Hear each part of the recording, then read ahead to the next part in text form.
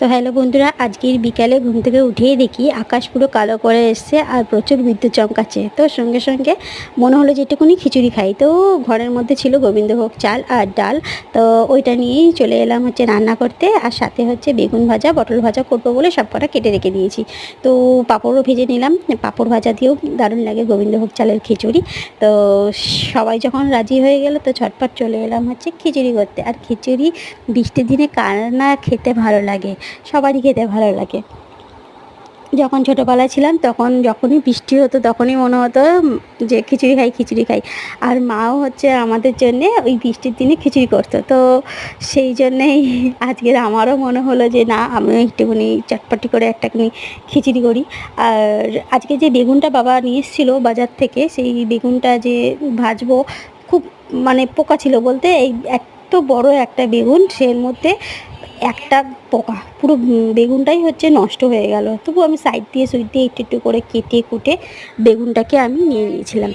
আর সাথে ছিল পটল ভাজা করব বলে পটল নিয়েছিলাম। পটলও খুব সুন্দর। আর পটলটা আমাদের বাড়ির, আমার মা যেখানে থাকে, মা বাবা যেখানে থাকে, বাপের বাড়ির ওখানে একজনের ক্ষেত আছে আর কি পটলের। তো মা ওইখান থেকে পটলগুলো আমাকে এনে দিয়েছিল।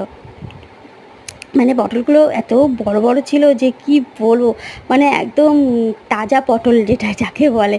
আমরা তো বাজার দিয়ে কিনে খাই, অতটা মনে হয় যে 2-3 দিন 4 দিনের বা অনেক দিনের হতে পারে পটলগুলো, কিন্তু এই পটলগুলো যেন একদম সে সত্য যাকে বলে তুলে আনা আর কি। আর তোমার কি বলবো, পটলটাকে নিয়ে আমি এইরকম করে বলছি, আমার খুব ভালো লাগলো, তার ক্ষেতের পটল যাকে বলে আর কি।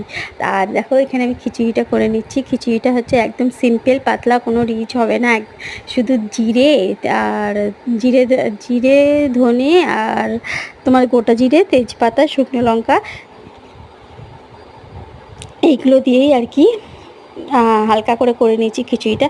গোবিন্দভোগের চালে বেশি মশলাপত্র দিলে ভালো লাগে না, হালকার মধ্যে করলেই বেশি গোবিন্দভোগের যেই ফ্লেভারটা, ওই যে গন্ধটা, ওইটা বেশ ভালো বোঝা যায় আর কি।